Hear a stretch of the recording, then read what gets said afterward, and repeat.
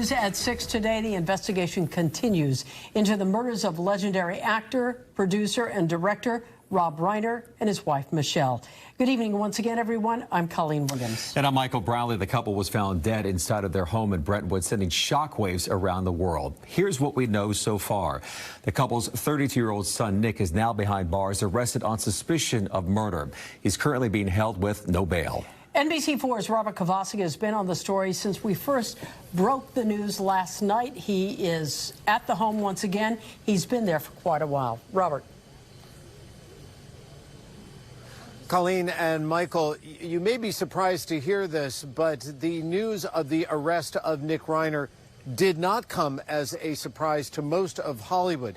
There was rampant speculation that he was involved all night long last night. People had been calling me and saying that they believed he was involved, to such a point that when there was a news conference that was held by the LAPD at 9 o'clock yesterday, NBC4 News was there. When the detective in charge and Chief Alan Hamilton were asked specifically, is Nick Reiner a suspect you're looking at? They said at that point they weren't looking for a suspect. Now, we talk about Hollywood being a very small town.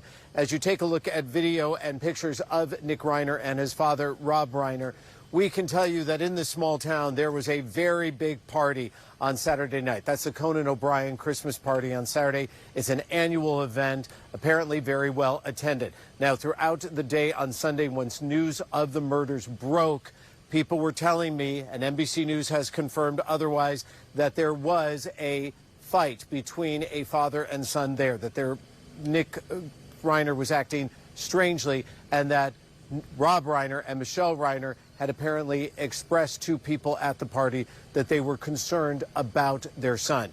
So what led to his arrest? And you may be wondering then, why wasn't it more immediate? Well, we asked the LAPD that last night, and the LAPD explained to us that they needed a search warrant to enter the property after officers initially went there and discovered two bodies inside here in Brentwood. When they received that search warrant, it seemed like that's how they got the green light. Here is Chief Jim McDonnell earlier today. Yeah, you know, we use search warrants to be able to further our investigation, as you know, on all of these cases. I wouldn't be in a position to talk specifically about what the object of the search warrant was, but it's a critical piece of our investigations to be able to ensure down the road a prosecution. Investigators have been speaking to all members of the Reiner family, trying to figure out... So Nick Reiner was arrested in the Exposition, Vermont area, picked up. NBC4 investigates there. They believe that he may have taken public transportation there since he doesn't drive. Now, when you come back out here live and you take a look, this is the Reiner estate where security is in place, as well as I'm looking up and down the street, members of the media from across the country.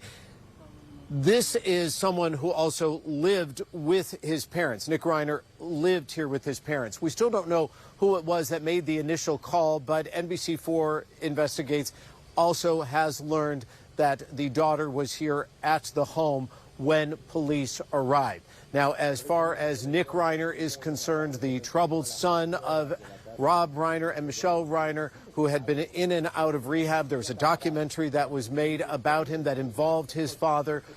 NBC4 has now confirmed that he remains isolated from other prisoners. He's not in general population. He is under a watch, a video watch, if you will, Colleen and Michael, mean that everything he does is being watched and monitored on video. He is not in the prison system per se. He is in a medical ward in the prison system, and Nick Reiner right now remains behind bars without bail. When we see you tonight at 7, reaction to the death of Rob and Michelle Reiner that is still reverberating around the world. I'm Robert Kovacik here in Brentwood. Let's go back to you. Robert, thank you. Rob Reiner's passion outside of filmmaking was the community and really the culture around it.